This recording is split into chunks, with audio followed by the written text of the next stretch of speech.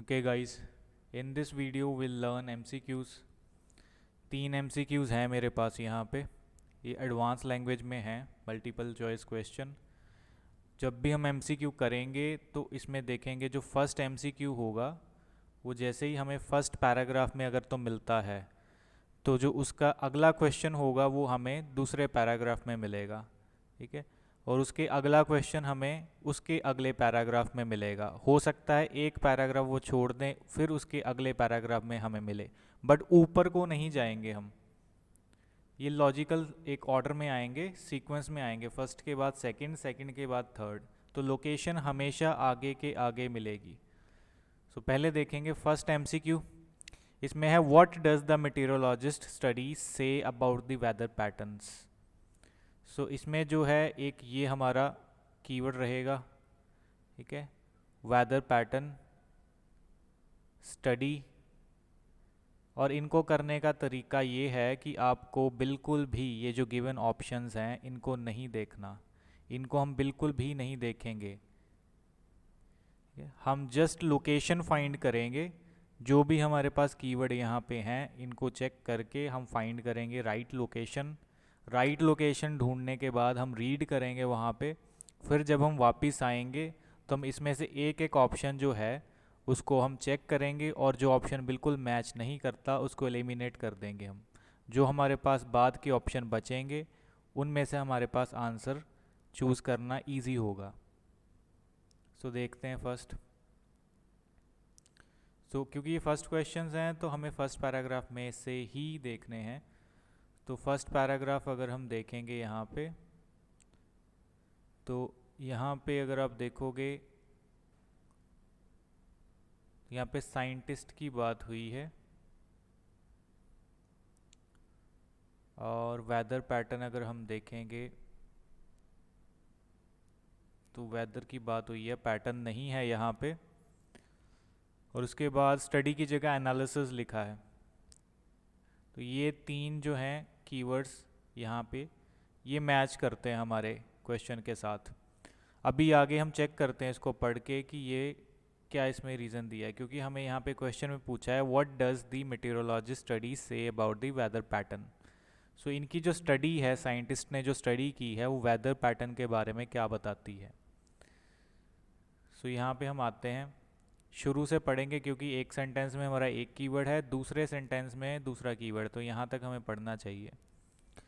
यहाँ पे हम देखेंगे record breaking heat waves in north west India Pakistan have been made 100 times more likely by the climate crisis according to the scientist.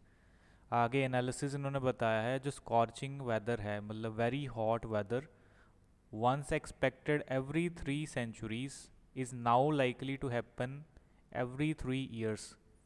जो पहले every 3 centuries में होना था वो अभी हर 3 साल बाद होगा। ठीक है। यहाँ पे सेंटेंस बंद है तो इसके आगे पढ़ने की नीड नहीं है, अगर हमें यहीं तक बात पूरी मिल जाती है। पहले हम चेक कर लेते हैं पीछे जाके, अभी हम ऑप्शंस देखेंगे। फर्स्ट ऑप्शन है कि the areas will suffer intense heat. अगर हम देखेंगे तो इन दो लाइनों में, दो सेंटेंस जो हमने पढ़े हैं, इसमें ऐसा कुछ नहीं है कि इंटेंस हीट जो होगी कुछ एरियाज में वो सफ़र करेंगे लोग। तो ऐसा कुछ नहीं है। The areas will suffer intense heat. तो ये जो ऑप्शन है इसको हम नॉट गिवन कर देंगे, ये पीछे नहीं गिवन है। एक डिस्ट्रैक्टर है ये। बी जो है Indian capital will set a new record, एक नया रिकॉर्ड बनाएगा इंडियन कैपिटल। ये भी उस दो लाइंस में गिवन नहीं है। ये आगे जरूर गिवन है, यहाँ पे इंडियन कैपिटल की बात हुई है, यहाँ पे इंडियन कैपिटल दिल्ली ये बात हुई है, और सेटिंग अ न्यू रिकॉर्ड ये भी बात हुई है। बट ये जो सारी चीज़ है ये सेंटेंस आता है इस स्टडी के बाद। जो स्टडी की बात हुई है वो एनालिसिस यहीं पे ख़त्म हो गया, वो आगे जो बात है वो अलग है। इसमें वैसे भी न्यू रिकॉर्ड जो है इसमें कोई इन्फॉर्मेशन पूरी नहीं दी है, इसलिए ये नॉट गिवन है। ये आगे दिया Sundays will usually be hotter than other days, ऐसी कोई इन्फॉर्मेशन नहीं गिवन है जहाँ तक हमने पढ़ा है। संडेज वैसे गिवन यहाँ पे है। संडेज ज़रूर दिया है इन्होंने, बट यहाँ पे कंपैरिजन नहीं किया है कि बाकी दिनों से संडेज जो होंगे वो ज़्यादा हॉटर होंगे। ठीक है, ऐसा यहाँ पे गिवन नहीं है ये दैन वाला कंपैरिजन, इसलिए ये भी गिवन नहीं है। डी ऑप्शन हमारे पास बचता है, उसको चेक करेंगे। The very hot weather is now probably be experienced more sooner than before. So जो अब हॉट वेदर होगा वो एक्सपीरियंस किया जाएगा ज़्यादा जल्दी पहले से। तो अगर इस लैंग्वेज को आप देखोगे तो यहाँ पे एक सेम लैंग्वेज गिवन है। एनालिसिस मीन्स स्कॉर्चिंग वेदर, मतलब very hot weather once expected every 3 centuries is now likely to happen.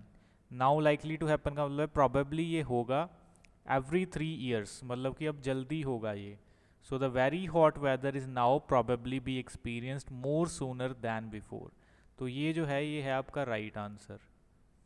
सो अगर हम पहले वाले ऑप्शंस को पहले एलिमिनेट कर देते हैं, जो भी डिस्ट्रैक्टर्स हैं उनको निकाल देते हैं, तो हमारे पास जो ऑप्शन बचता है वो एक राइट ऑप्शन बचता है, इसलिए ईजी हो जाता है एमसीक्यूज़ को सॉल्व करना।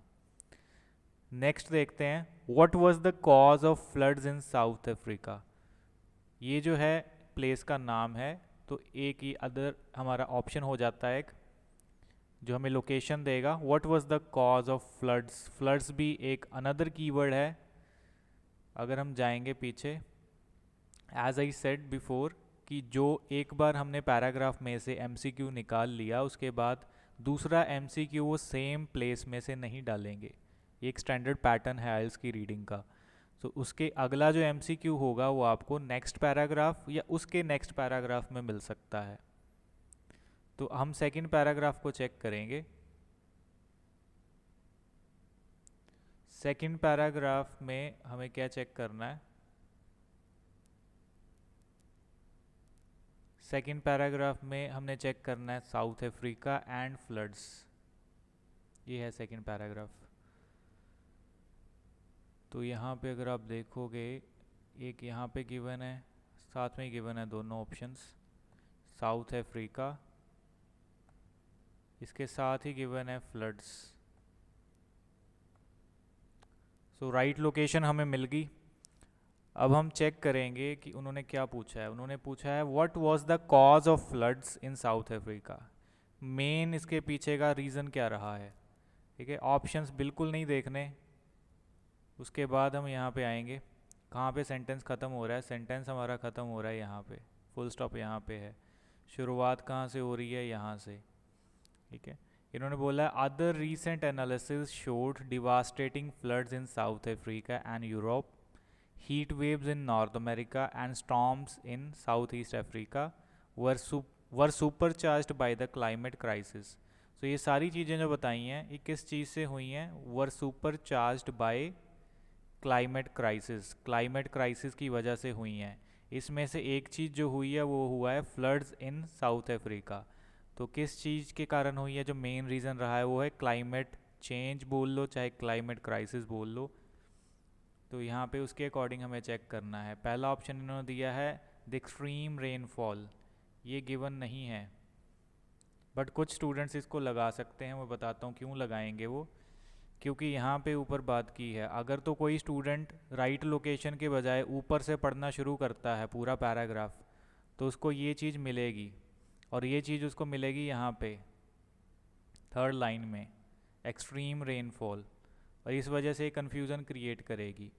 तो इसलिए हमें उसी जगह पे पढ़ना है जहाँ पे हमें 2 या 3 कीवर्ड्स हमारे मिले हैं उसी सेंटेंस के अंदर, और उसी सेंटेंस से एक सेंटेंस एक्स्ट्रा पढ़ना चाहो तो आप पढ़ सकते हो, बट आपको वही सेंटेंस पहले पढ़ना चाहिए और मैच करना चाहिए।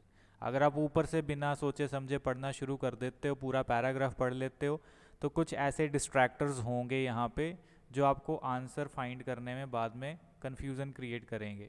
जैसे कि एक्सट्रीम रेनफॉल बोला गया है, अगर आपने ऊपर से पढ़ा होगा तो ये ऑप्शन ऊपर भी दिया है, तो आप बोलोगे कि यहाँ पे एक गिवन है ऑप्शन, तो शायद ये हो सकता है। सो अगर किसी को अंडरस्टैंडिंग में प्रॉब्लम है वो तो सीधे वर्ड उठा के लगाएगा, बट एमसीक्यू में हमें अंडरस्टैंडिंग के साथ करना है, हम वर्ड्स मैच नहीं कर सकते, हमें आइडियाज़ को मैच करना है। सो एक्सट्रीम रेनफॉल रॉन्ग आंसर है। दूसरा है स्ट्रॉम्स, स्ट्रॉम्स भी गिवन है, जिसको अंडरस्टैंडिंग में प्रॉब्लम है वो लगाएगा इसको। यहाँ पे स्ट्रॉम्स गिवन है, बट वो है नॉर्थ अमेरिका में हुए हैं वो, इसलिए ये भी एक रॉन्ग आंसर है।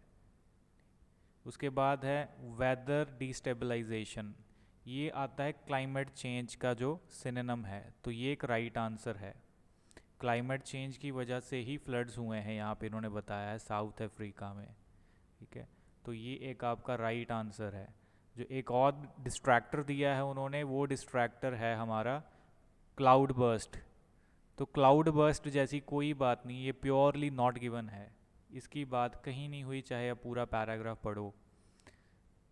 इसके बाद देखते हैं अगला, लास्ट वन। इसमें मैं आपको एक चीज़ बताऊंगा, जो हमने ऊपर के दो एमसीक्यू किए हैं वो अलग हैं। आइल्स में हमेशा दो टाइप के मल्टीपल चॉइस क्वेश्चन आएंगे रीडिंग में। ठीक है, एक आपका होगा जिसके पीछे आपको क्वेश्चन मार्क दिखेगा, वो एक पूरा क्वेश्चन है कि क्या हुआ, ठीक है, कब हुआ, कैसे हुआ, ऐसे चीज़ें आएंगी। ठीक है, बट एक टाइप का आपको आएगा जहाँ पे इनकम्प्लीट होगा सेंटेंस, स्टेटमेंट कंप्लीट नहीं होगी, उसके बाद के जो ऑप्शंस चूज करने हैं वो चीज़ मिलके यहाँ पे इसको पूरा करेगी। से दूसरी टाइप का है, यहाँ पे हम देखेंगे it was said by doctor Nicholls that. अब डॉक्टर निकोज को ढूंढना इजी है, तो यहाँ पे इसको हम मार्क कर लेते हैं। सेड क्या बोला गया है इनके द्वारा, ऑप्शंस नहीं देखेंगे। अगर हम देखेंगे तो हमने ये पैराग्राफ कर लिया है, इसके आगे मिलना चाहिए हमें क्वेश्चन, जो राइट लोकेशन है। यहाँ पे अगर आप चेक करोगे तो यहाँ पे डॉक्टर की कोई बात नहीं हुई, बट ये पैराग्राफ छोड़ने के बाद उन्होंने ये लोकेशन दी है। सो कभी कभी एक या दो या तीन पैराग्राफ भी छोड़ सकते हैं वो, जो कि स्टूडेंट का टाइम वेस्ट हो। सो जानबूझ के ऐसे करते हैं, बट ऊपर को नहीं जाएंगे क्वेश्चन, हमेशा नीचे को सीक्वेंस में ही आएंगे। सो ये राइट लोकेशन है, नाम मिल गया हमें। अब यहाँ पे एक सेंटेंस यहाँ पे बंद है, फुल स्टॉप है, उसके बाद इनका फिर से इन्वर्टेड कॉमा में बात है, जो इन्होंने बोला है वो यहाँ तक बंद है। तो ये दोनों सेंटेंसेस यहाँ से लेके ऊपर तक ये इन्हीं की बात है, डॉक्टर निकोज की। उसके बाद जो है वो पॉल है, वो अलग से है, तो उसके आगे नहीं पढ़ेंगे हम, जो भी है इसी के अंदर होगा। सो हम देखते हैं, पहला तो इन्होंने बोला है spells of heat have always been a feature of regions pre monsoon climate during April and May. यहाँ तक एक बात है इनकी, सेड बाय डॉक्टर निकोज।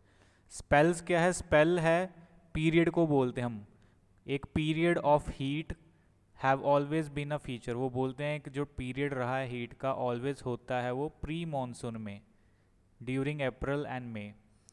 दूसरा उन्होंने बोला है एक और बात, however our study shows that climate change is driving the heat intensity of these spells.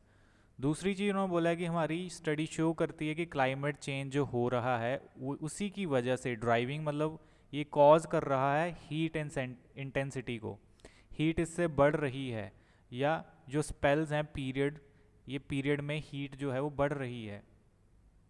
सो किस चीज़ की वजह से, क्लाइमेट चेंज। अब इनकी दो बातें हैं, फर्स्ट बात इनकी है जो पीरियड होता है हीट का वो हमेशा प्री मॉनसून में देखा जाता है, अप्रैल से मई के बीच में।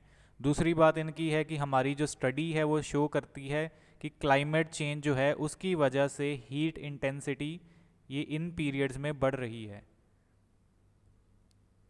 सो पहला ऑप्शन इन्होंने दिया है the temperature will rise above 50 Celsius on weekdays. ये प्योरली दो लाइनें जो हमने पढ़ी हैं उसमें नहीं है, इसको हम काट देंगे। The periods of heat are often seen after monsoon season.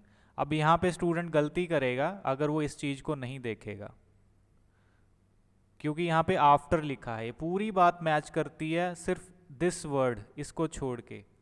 उन्होंने वहाँ पे बोला है प्री मॉनसून में होता है, बट यहाँ पे आफ्टर लिखा है, तो इस वजह से ये डिस्ट्रैक्टर है, अगर कोई ध्यान से नहीं देखेगा तो इसको लगा लेगा वो। तो ये भी एक रॉन्ग आंसर है, इसको भी कट कर देंगे। उसके बाद है the main cause of intense heat is climate change.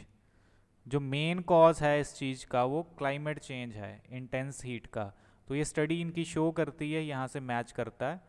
Study shows climate change is driving the heat intensity of these spells. So ये राइट आंसर है, C is the right answer. उसके बाद इन्होंने डी दिया है फिर से, जो कि अगेन एक डिस्ट्रैक्टर है, greenery is the only solution, ये चीज़ प्योरली नॉट गिवन है पूरे पैराग्राफ में, कहीं भी बात नहीं हुई इसकी। ओके, सो इस तरीके से हम जो हैं एमसीक्यूज़ को सॉल्व करेंगे। I hope this video will help you in your preparation.